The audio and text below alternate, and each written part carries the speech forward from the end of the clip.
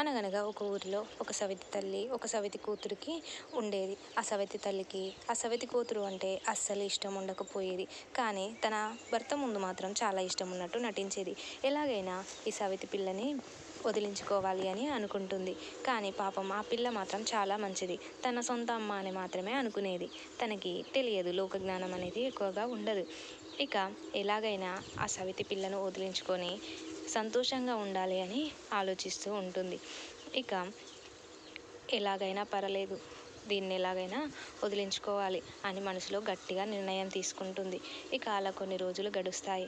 గడిచాక ఆ అమ్మాయిని ఎలా వదిలించుకుందామా అని అనుకుంటుంది. ఇక తనకి ఒక ఆలోచన వస్తుంది. ఏదైనా అడవిలో వదిలేసి వద్దాంలే అని అనుకుంటుంది. మెల్లిగా తీసుకొని అడవిలో వదిలేస్తుంది. తనని వదిలేసి వెళ్ళాక ఆ పాపని ఒక దయ్యం చూసి అయ్యో చిన్నపిల్ల అని పెంచుకుంటుంది.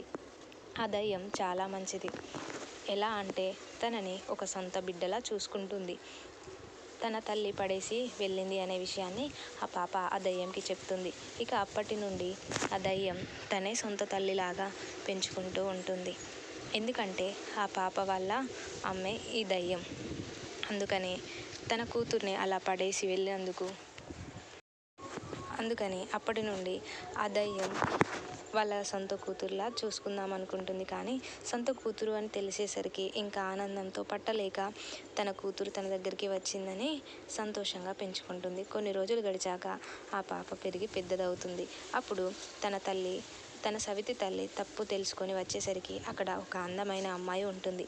ఆ అందమైన అమ్మాయి ఎవరా అని ఆరాధిస్తే తను వెళ్ళిపోయిన అమ్మాయే ఈ అమ్మాయి. ఆ అమ్మాయి ఇలా అంటుంది, చూసావా, నీకు పిల్లలు లేకపోయినా నన్ను ఒక బిడ్డలా చూసుకోలేకపోయావు. ఈరోజు నీకు పిల్లలు లేరు. నేను ఇంత పెద్దదాన్నయ్యాను. ఎప్పుడు విధి ఎలా ఉంటుందో నీకు కూడా తెలియదు కదా. నువ్వు నన్ను సొంత తల్లిలా చూసుకొని ఉండుంటే ఈరోజు నువ్వు నాకు ఒక అమ్మవి అయ్యేదానివి. నన్ను క్షమించి తల్లి, ఆ తప్పు తెలుసుకొని నీ దగ్గరికి వచ్చాను. ఇకనైనా నువ్వు నా దగ్గరికి వచ్చేయి. నిన్ను సొంత కూతురులా చూసుకుంటాను. సొంత కూతురులా కాదు, నువ్వే నా సొంత కూతురు.